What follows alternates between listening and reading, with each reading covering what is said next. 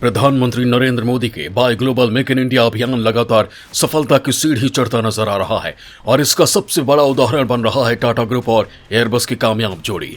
Tata Airbus की साझेदारी को भारतीय वायुसेना के लिए नए जमाने के लड़ाकू विमानों की खरीद की अनुमति जाएगी, जिससे नई दिल्ली को चीन और पाकिस्तान के साथ संभावित दो मोर्चे पर युद्ध का सामर्थ्य हासिल हो सके।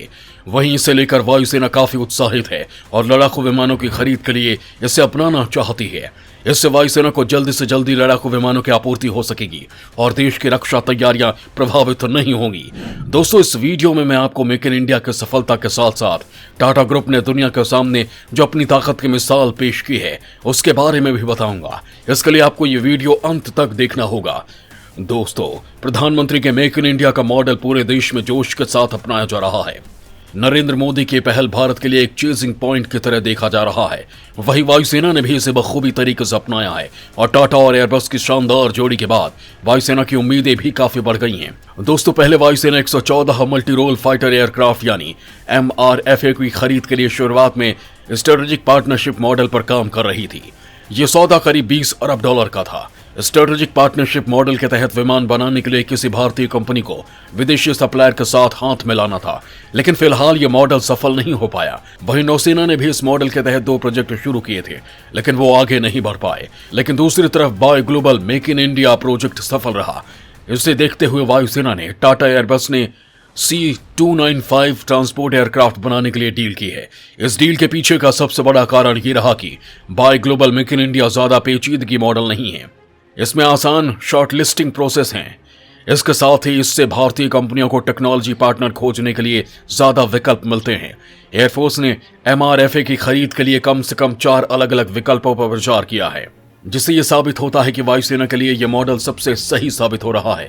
सरकार के सूत्रों के मुताबिक इस मॉडल से प्रोजेक्ट को आसानी से समय से आगे बढ़ाया जा सकता है। वहीं दूसरी तरफ स्ट्रेटेजिक पार्टनरशिप मॉडल में कई समस्याएं सामने आई हैं। इसमें पहला प्रोजेक्ट नौसेना के लिए यूटिलिटी हेलीकॉप्टर्स खरीदने की थी, लेकिन यह आगे नहीं बढ़ पाया। ये डील पिछले 2 साल से अटकी हुई है और इसके आगे बढ़ने की संभावना नहीं है। इसकी वजह यह बताई जा रही है कि शुरुआत में हिंदुस्तान एरोनॉटिक्स लिमिटेड को इसमें हिस्सा नहीं लेने दिया गया था। रक्षा मंत्रालय ने अब नेवल यूटिलिटी हेलीकॉप्टर्स को इंपोर्ट बैन लिस्ट में रखा है। इस रेस में अब हिंदुस्तान एरोनॉटिक्स लिमिटेड का एडवांस्ड लाइट हेलीकॉप्टर का नेवल वर्जन सबसे आगे चल रहा है। इसी तरह नौसेना के लिए प्रोजेक्ट 75I के तहत परंपरागत पनडुब्बी खरीदने की योजना भी खटाई पर पड़ गई है। इसके लिए विदेशी कंपनियां भी आगे आने को तैयार नहीं है। वहीं देश में लड़ाकू विमानों की भारी कमी है। कई फाइटर सेवा से बाहर हो चुके हैं या पुराने पड़ चुके हैं, जिसमें MiG-21 का बेड़ा भी शामिल है।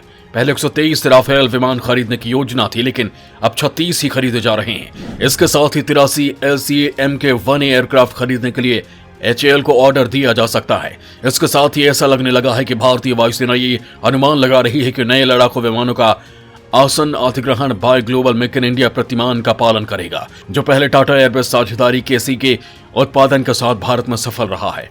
203 अमेरिकी विमान समेत F-18, F-15 और F-21, रूसी MiG-35, Su-35, French Rafale, Swedish Saab Gripen और यूरोफाइटर टाइफून विमान के कार्यक्रम में शामिल होने की उम्मीद है।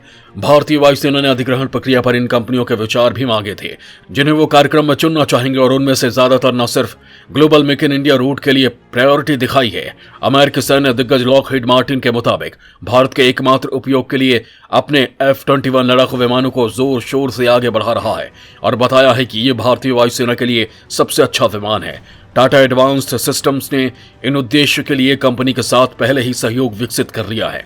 लॉकहीड मार्टिन और टाटा एडवांस सिस्टम ने भारत में एक साइट पर F-21 फाइटर विंग्स का उत्पादन करने के लिए दिसंबर 2021 में एक संयुक्त उद्यम का गठन किया था। लॉकहीड के अनुसार लड़ाकू विमानों के लिए एक प्रोटोटाइप विंग के सफल विकास से पता चलता है कि टाटा भविष्य में एरोस्पेस उपकरणों का सह निर्माता हो सकता है। ये दोनों कंपनियों को भारतीय सेना को प्रदर्शित करने की अनुमति देता है कि वो देश में विनिर्माण वातावरण बना सकते हैं। लॉकहीड मार्टिन के अनुसार टाटा समूह के साथ गठजोड़ एक रणनीतिक व्यापारिक कदम है, जो भारत के साथ उनके साझेदारी के महत्व और परिष्कृत रक्षा निर्माण के लिए टाटा में उनके विश्वास पर जोर देता है।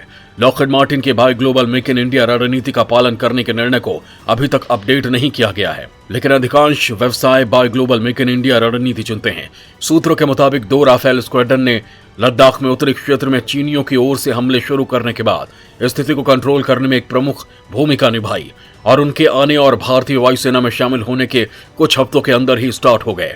सूत्रों का कहना है कि 83 LCA मार्क 1 भारतीय वायुसेना को मिग सीरीज के विमानों को बदलने में मदद करेगा, क्योंकि मिग 23 और मिग 27 को पहले ही चरणबद्ध तरीके से हटाया जा चुका है और मिग 21 को भी चरणबद्ध तरीके से हटाया जा रहा है।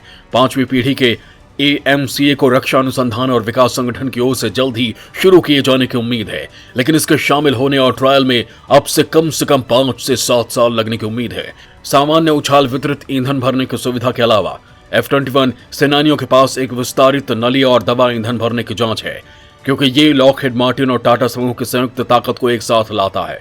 F-21 को एक बड़ी मेक इन इंडिया संभावना माना जाता है। फ्रांसीसी राफेल जेट, जिसे भारतीय वायुसेना ने अभी फ्रांस से हासिल किया है और जिसे कई रक्षा विश्लेषकों और पूर्व अधिकारियों द्वारा IAF के पसंदीदा के रूप में बिल किया गया है। F-21 लड़ाकू विमानों के सबसे बड़े दावेदार प्रतीत होते हैं। स्वदेशी LCA तेजस और 5वीं पीढ़ी के एडवांस मीडियम लड़ाकू विमान प्रोजेक्ट के साथ 114 MRFA प्रोजेक्ट को भी भारतीय वायुसेना को उत्तरी और पश्चिमी दोनों विरोधियों पर बढ़त बनाए रखने की आवश्यकता होगी।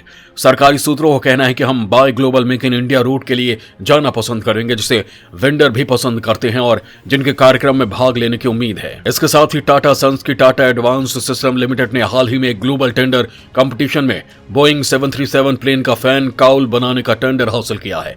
टाटा इस फैन काउल की मैन्युफैक्चरिंग हैदराबाद की फैसिलिटी में करेगा। बताया जा रहा है कि टाटा एडवांस सिस्टम लिमिटेड वित्तीय वर्ष 2025 से हर महीने 737 फैन काउल की 50% आपूर्ति शुरू कर देगा। यहां मैं आपको फैन काउल के बारे में बता देता हूं कि आखिर ये क्या होता है। दोस्तों, हवाई जहाज का फैन काउल का दरवाजा जहाज के फैन केस को एरोडायनेमिक शेप देता है। ये इनलेट और थ्रस्ट रिवर्सर के बीच इंजन के फैन केस पर एक एरोडायनेमिक शेप प्रदान करते हैं और इंजन माउंटेड कंपोनेंट और एसेसरीज की रक्षा करता है। टाटा एडवांस सिस्टम लिमिटेड के MD और CEO सुकरण सिंह कहते हैं, TASL को बोइंग 737 का यह फैन काउल तैयार करने की जिम्मेदारी मिलना इस बात का प्रतीक है कि टाटा और बोइंग के रिश्ते कितने मजबूत हैं। ग्लोबल कंपटीशन में ये कॉन्ट्रैक्ट मिलना बोइंग के साथ पार्टनरशिप में एक मील का पत्थर साबित होगा। आज TASL के पास भारत में वर्ल्ड क्लास क्वालिटी के उच्च दर के प्रोडक्ट से एक संपूर्ण विमान या हेलीकॉप्टर बनाने की क्षमता है। यहां आपको बता दें कि टाटा सन्स की पूर्ण स्वामित्व वाली सहायक कंपनी TASL एक ही छत के नीचे एरोस्पेस, रक्षा और होमलैंड सिक्योरिटी की सेवा देने वाली कंपनी है। ये नागपुर, बेंगलुरु और हैदराबाद में अपनी फैसिलिटीज से बोइंग के कुछ सबसे एडवांस प्रोजेक्ट्स के लिए कई क्रिटिकल सिस्टम्स और कंपोनेंट्स तैयार करती है। TASL अपने नागपुर फैसिलिटी में सारी बोइंग ड्रीमलाइनर्स के लिए एडवांस कंपोजिट फ्लोर बीम्स तैयार करती है।